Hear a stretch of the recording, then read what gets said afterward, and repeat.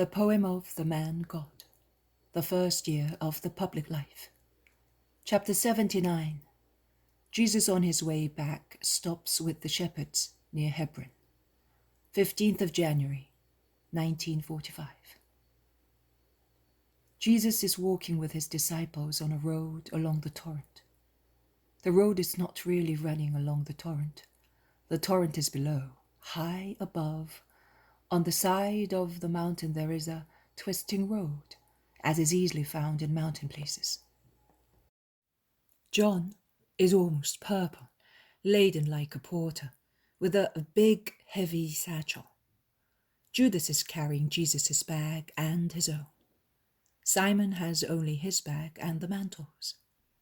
Jesus is now wearing his own clothes and sandals, but Judas's mother must have had his tunic washed, because it is no longer creased. "How much fruit!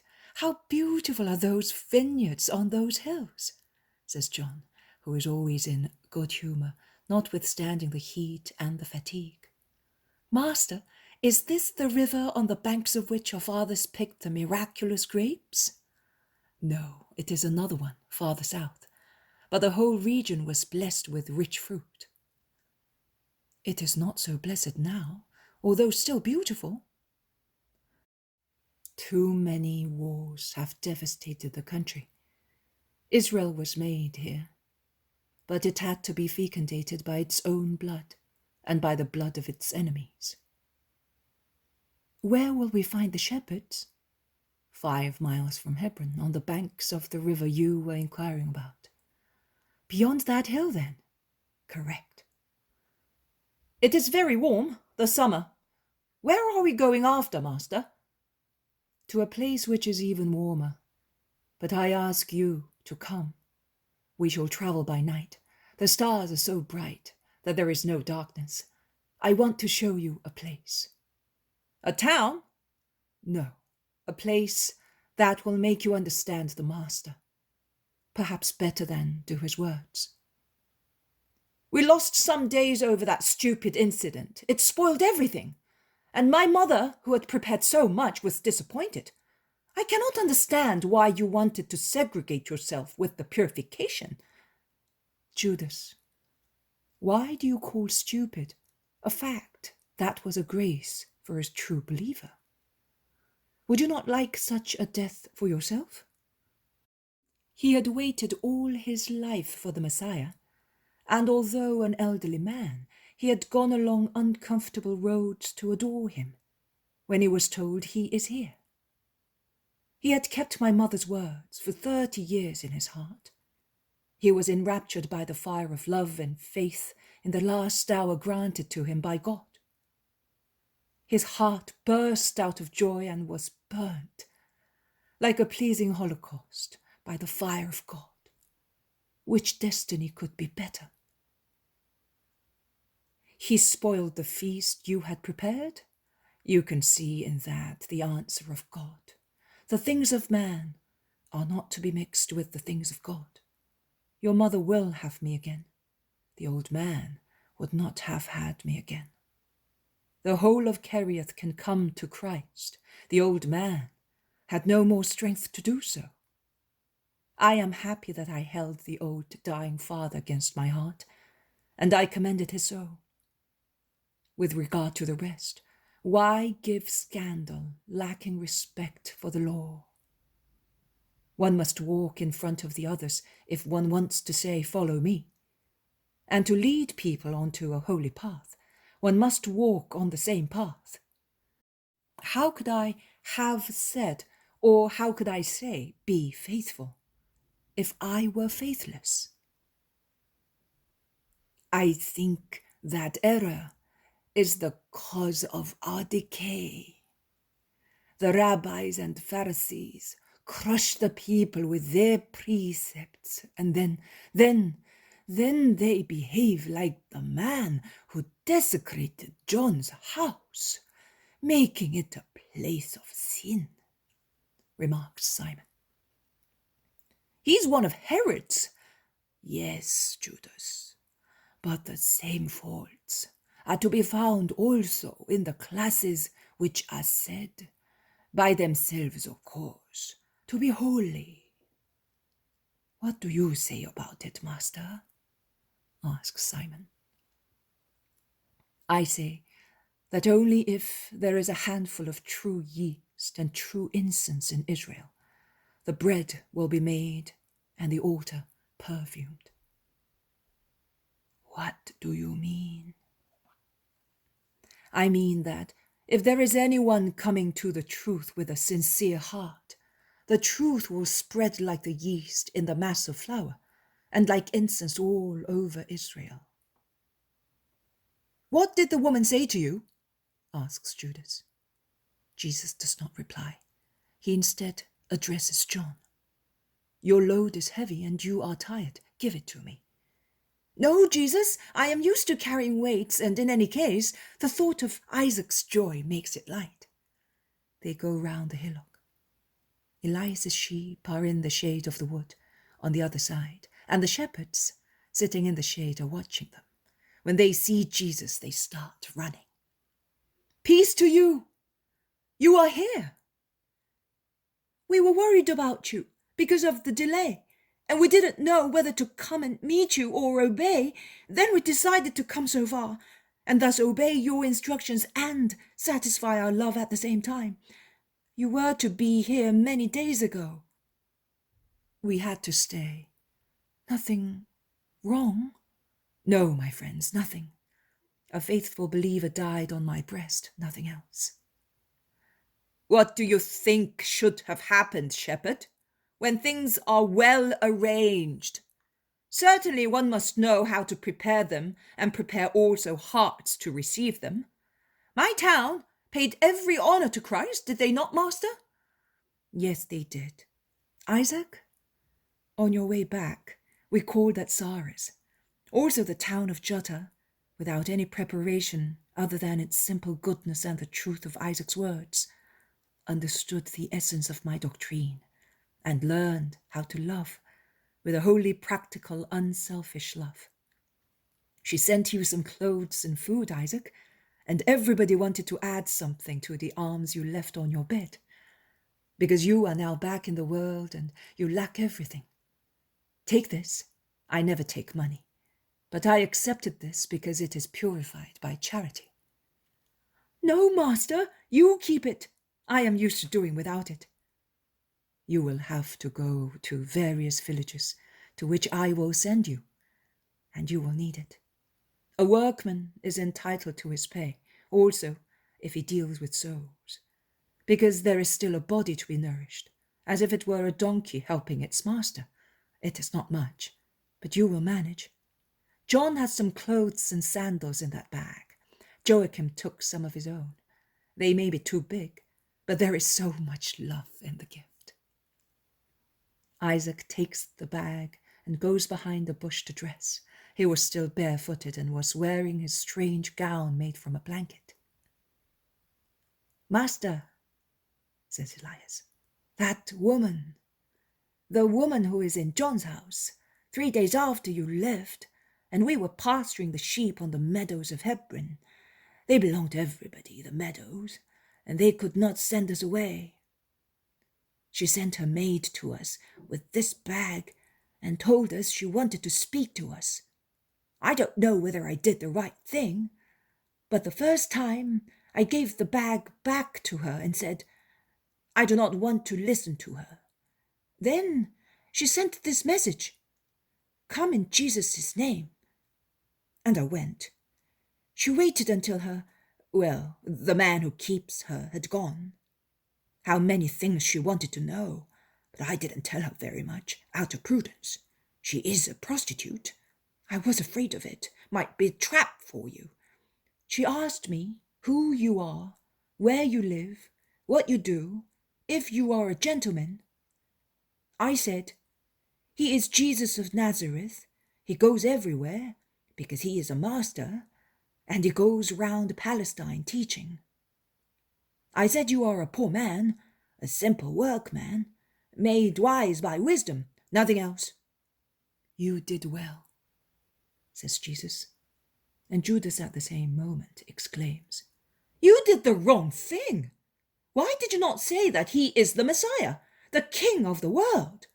The proud Roman woman should be crushed under the blows of God's splendor. She would not have understood me. In any case, how could I be sure that she was sincere? When you saw her, you said what she was. Was I to throw holy things and everything that is Jesus is holy into her mouth? Was I to endanger Jesus, giving too much information? Anyone may hurt him, but I will not. John, let us go and tell her who the Master is, and explain the holy truth to her. Not me, unless Jesus tells me. Are you afraid? What can she do to you? Do you loathe her? The Master did not. I am not afraid. Neither do I loathe her. I feel sorry for her. But I think that if Jesus wanted, he could have stopped to teach her. He did not do it. It is not necessary for us to do it. At the time, there were no signs of a conversion. Now, show me the bag, Elias. And Judas, who is sitting on the grass, empties the bag on his mantle. Rings, armlets, bracelets, and a necklace roll out. Yellow gold on the dark gold of Judas's mantle. They are jewels. What can we do with them? They can be sold, says Simon. They are troublesome things, remarks Judas, who, however, admires them. That is what I told her.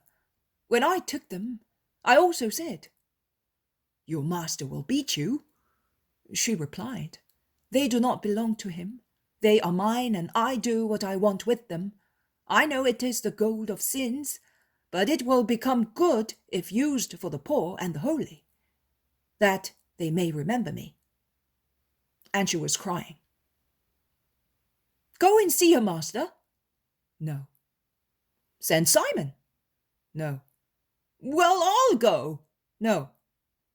Jesus' no is sharp and peremptory. Was I wrong, master, in speaking to her and taking that gold? Asks Elias when he sees Jesus so serious. You did nothing wrong, but there is nothing more to be done. But perhaps that woman wants to redeem herself, and she needs to be taught. Judas objects once again.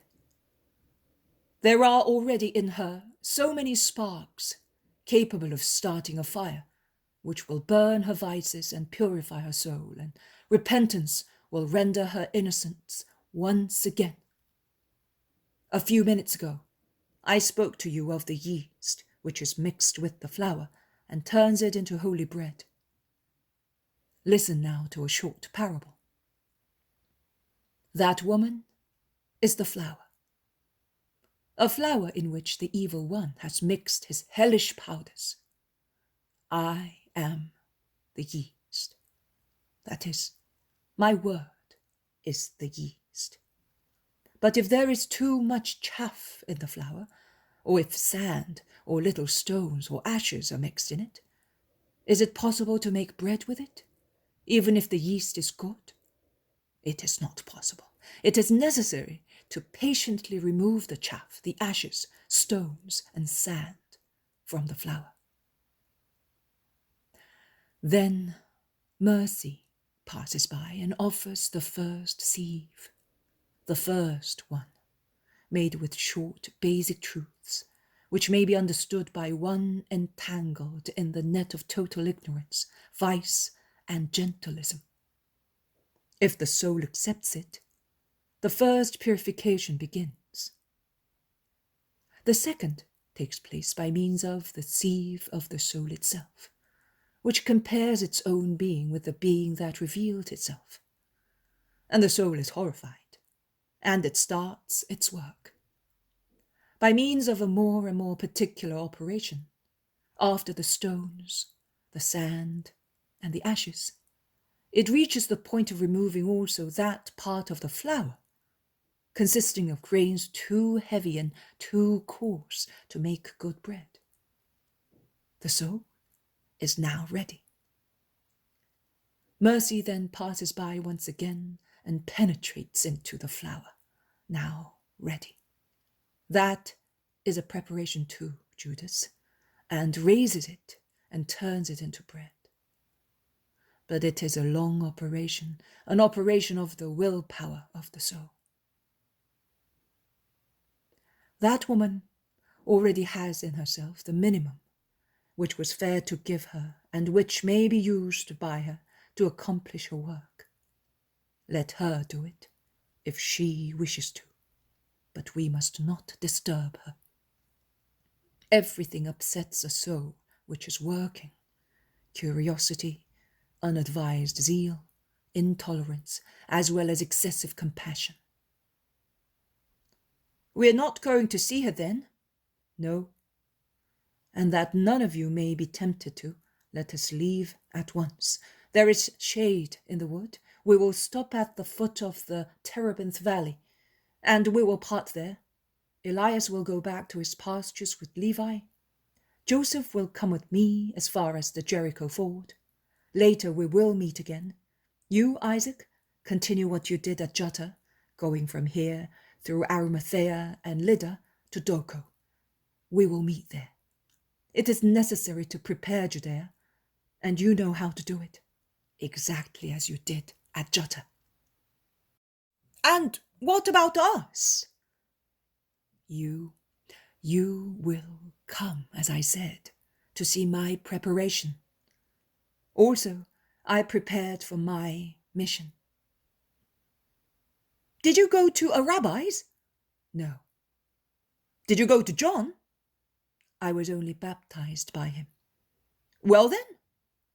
Bethlehem spoke with its stones and its hearts.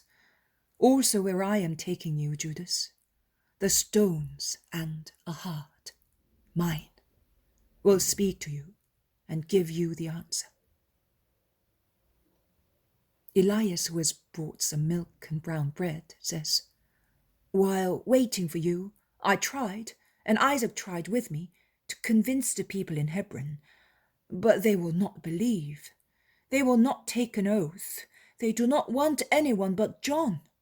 He is their holy man, and they do not want anyone else."